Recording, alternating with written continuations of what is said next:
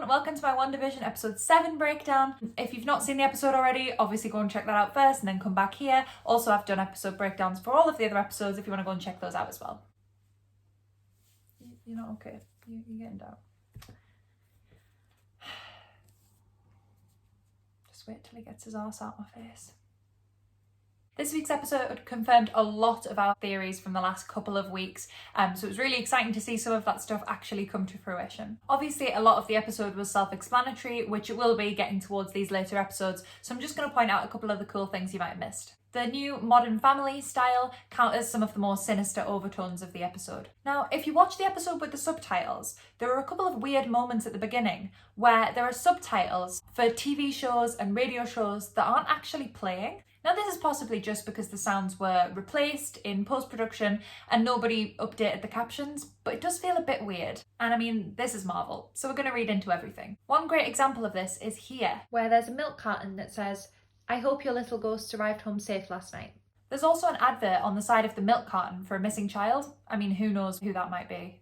Then the next line we see in the captions is, "It's always a treat to see those creepy kiddos out and about once a year." Again, none of that is said out loud. The milk is actually what changes, which feels a little bit weird because we've seen a lot of references to milk, specifically episode 2, where there's an advert for Bova milk.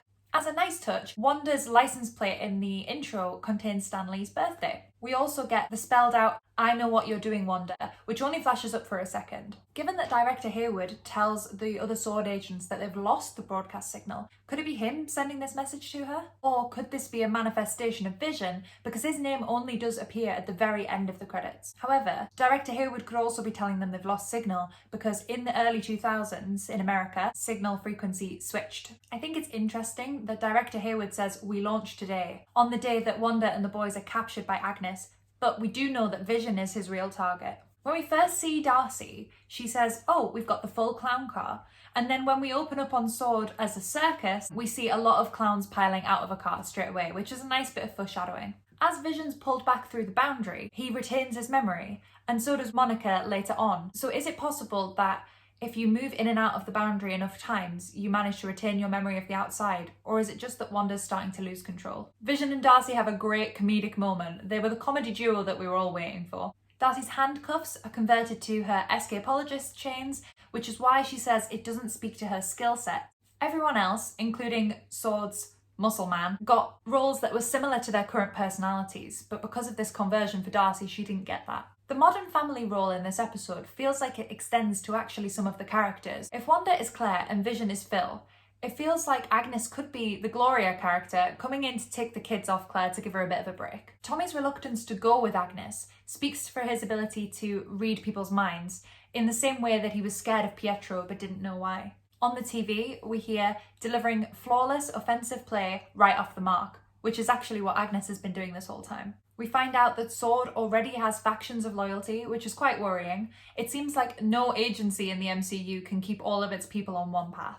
Luckily, this faction is loyal to Maria and Monica Rambeau. Then we see Darcy get to punch the guy who didn't call her doctor in the beginning, which must have felt really good. Vision and Darcy then steal the funnel cake truck, and the key is inside a hula doll. A friend of mine who watches Agents of S.H.I.E.L.D. pointed out that after he'd been through Tahiti, Phil Coulson, when he sees a hula doll, is reminded of his past life and it's quite painful. The advert this week is for Nexus, which we know in the MCU is the gateway between all of the realities. We see this on the board in Thor. The drug promises to anchor you back to your reality or the reality of your choice. It then lists the side effects, almost like a story, which suggests to me that Wanda is going to go through every single one of these stages, realising her truth, seizing her destiny, and then becoming even more depressed. We then see the boys back with Agnes, and first of all, I just want to say, I am very suspicious of that rabbit. Tommy then tells Agnes that she's quiet on the inside, which is probably her first indication of Tommy's powers. We get another mention of Ralph, but we've still not seen him, and we are in his house. Wanda has reinforced the boundary, especially when this huge truck is so threatening, it would be difficult to change into something non-threatening.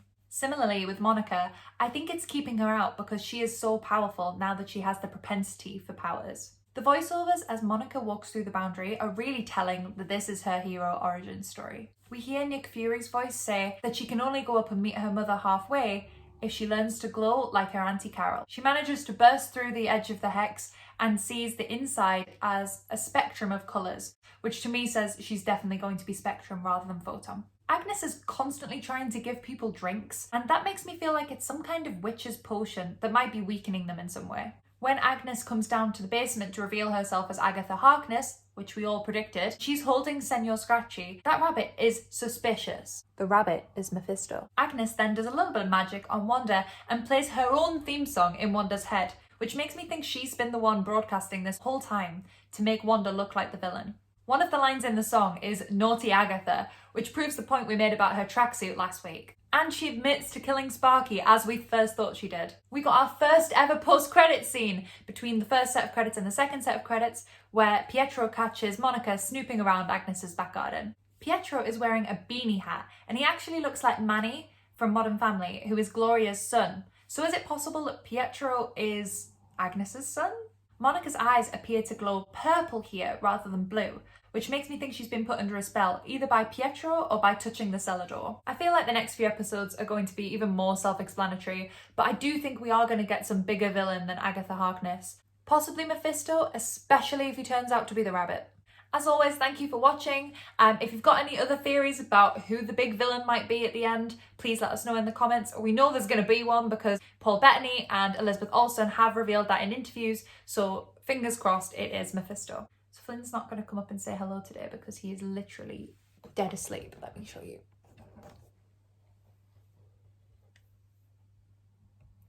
Flynn? Nothing.